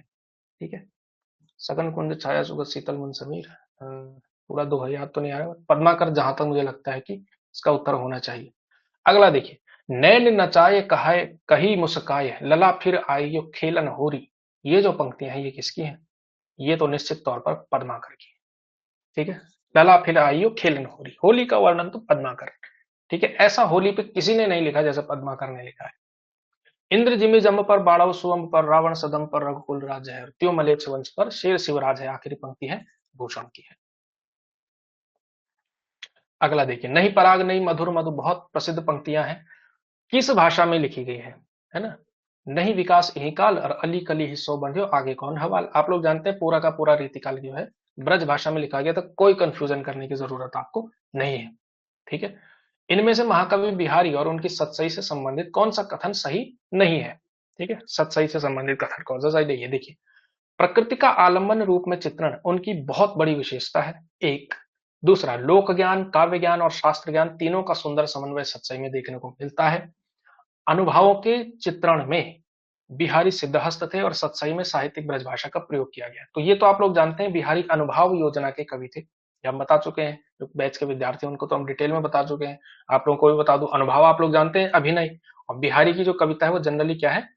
अभिनय वाली है, अनुभव वाली है। ठीक है, उसमें वो क्या करते हैं कि उसने आंखें दिखाई, उसने ऐसा किया, उसने वैसा किया, अनुभवों पर बात करते हैं। तो अनुभव योजना के कवि है, साहित्यिक ब्रजभाषा का प्रयोग भी किया ही है। अगला देखिए, लोक ज्ञान, काव्य ज्ञान और शास्त्र ज्ञान तीनों का समन्वय सतसई में मिलता है, ये भी सही है। लेकिन बिहारी की जो सबसे बड़ी कमी है कविताओं में, श्रृंगारी वो कविताएं लिखते हैं और देह तक ही सीमित इसलिए रह जाते हैं क्योंकि वो प्रकृति का आलम्बन रूप में चित्रण नहीं ले पाते। क जो है सही उत्तर है। ठीक है, प्रकृति का आलम्बन रूप में चित्रण नहीं कर पाते हैं बिहारी। ठीक है, ये आपको ध्यान रखना है कि प्रकृति को जो है वो आलम्बन के रूप में नहीं लेकर आते हैं। ठीक है, अनुभवों तक सीमित रहते हैं क्योंकि। अगला देखिए, भक्ति का संदर्भ किस दोहे में नहीं है बिहारी का? देखिए, जम करि मुँह तर हरि परियो, इहि धर हरि चित लाओ, और विषय तुषा परिहरि अजजी, नरहरि के गुण गाओ। तो नरहरि के गुण गा रहा है तो आदमी भक्ति में तो है। मेरी भव बाधा हरो राधा नागरी सो, ये पहला ही दोहा, ये तो भव बाधा हरो। अगला देखिए, अजो तरयो न ही रहो श्रुति सेवक एक रंग। ठीक है, तो श्रुति सेवक एक रंग। और अगला देखिए, फिर चित उत ही रहत, दुटी लाज की छाँव, अंग अंग छवि जोर में, भौर भौर की नाव। तो इसमें से जो है आपका कौन सा वाला होगा? अजो तरयो न ही रहो वाला जो है वो अजो तरयो न ही रहो श्रुति सेवक एक रंग संग, मुक्तन के संग, अजो तरयो न ही रहो श्रुति सेवक एक रंग,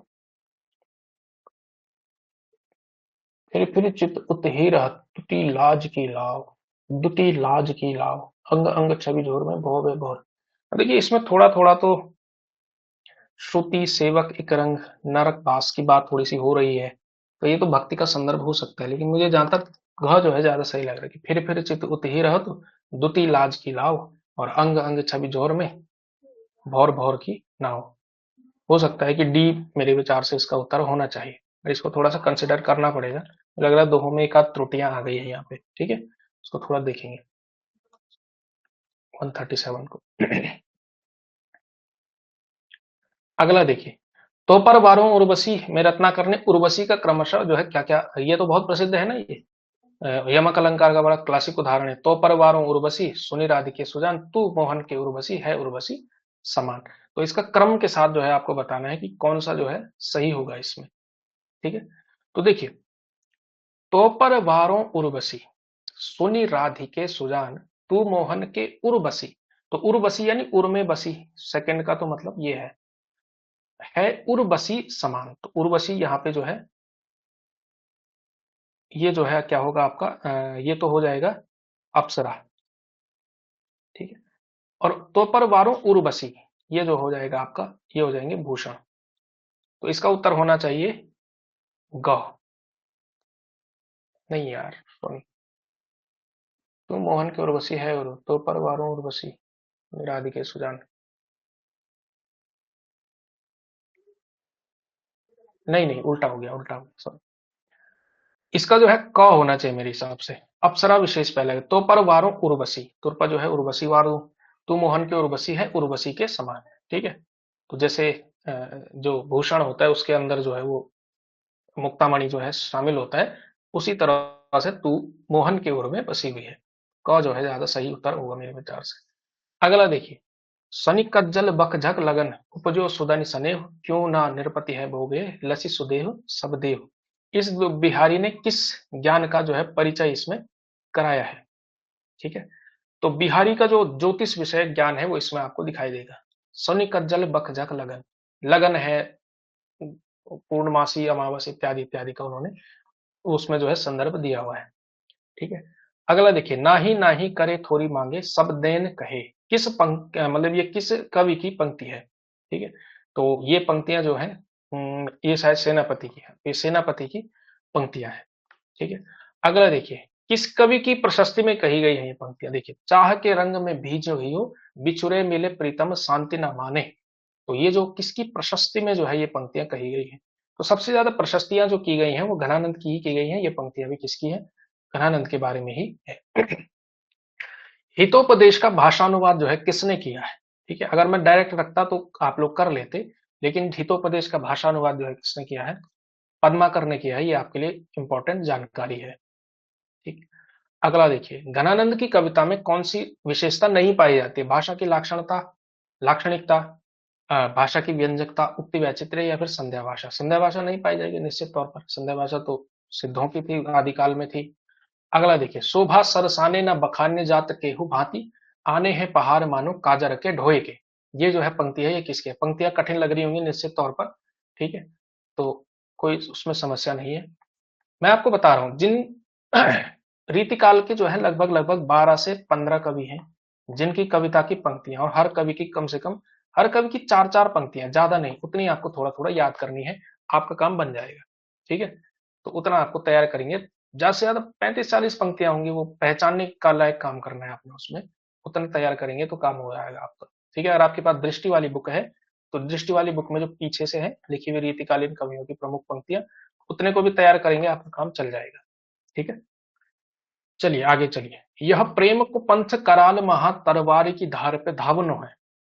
ठीक है कि प्रेम का पंथ जो है बड़ा टफ है। ठीक।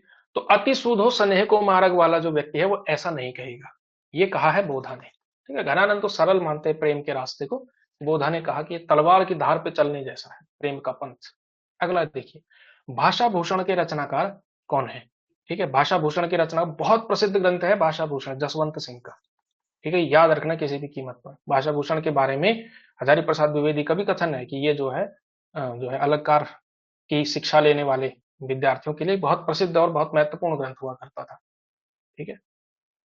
चलिए अगला देखिए। हिंदी में रीति का प्रयोग साधारणतः लक्षण ग्रंथों के लिए होता है। जिन ग्रंथों में काव्य के विविध अंगों का लक्षण उदाहरण सहित विवेचन होता है उन्हें रीति ग्रंथ कहते हैं। तो रीति ग्रंथों की ये परिभाषा जो है ये दरअसल दी किसने है, तो ये परिभाषा दरअसल नगेंद्र ने दी है। ठीक है। तो ये हो गया आपका नगेंद्र। अगला देखिए।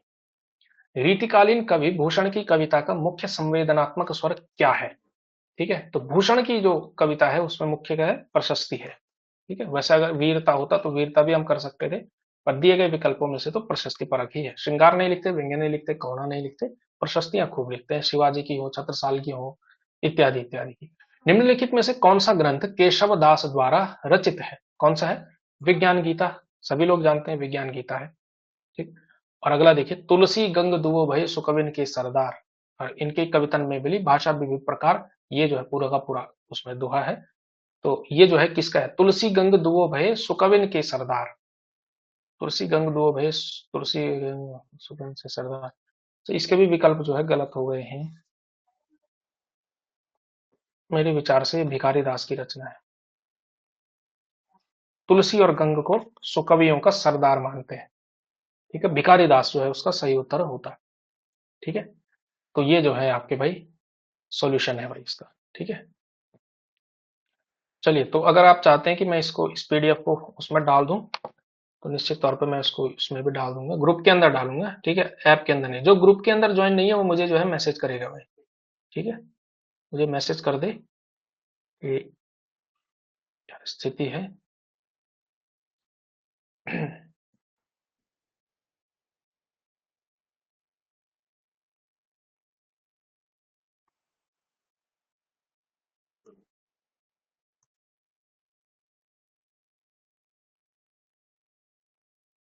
ठीक है, तो जो नहीं है वो उस नंबर पे मैसेज कर देगा मुझे,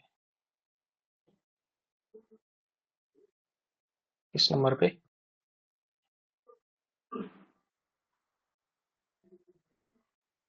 हाँ, व्हाट्सएप का ग्रुप है जो, उस पे बताते हैं आपको नंबर हम। ऐसे ही लिख लो, 9557049563।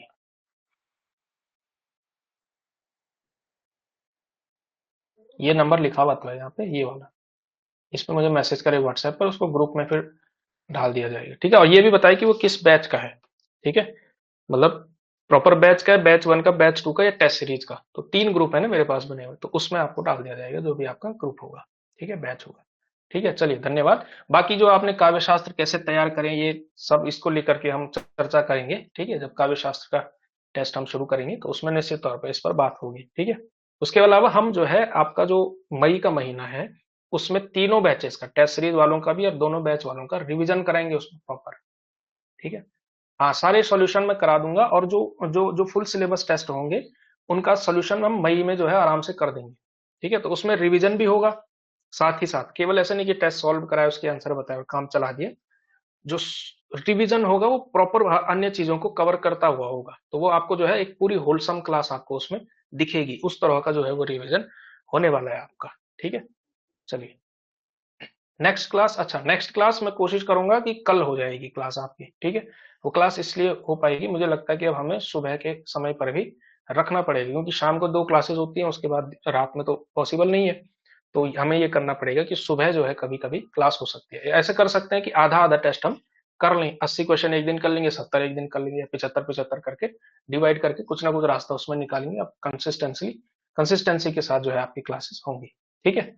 चलिए, आज की क्लास में इतना ही, बाकी नेक्स्ट क्लास में, ठीक है। तो सुबह आप देखिए, आप या तो आप एडजस्ट करो, मैं तो नहीं कर सकता हूँ एडजस्ट, वो वाली बात है इसमें। चलो, जो भी होगा देख लेंगे इसमें।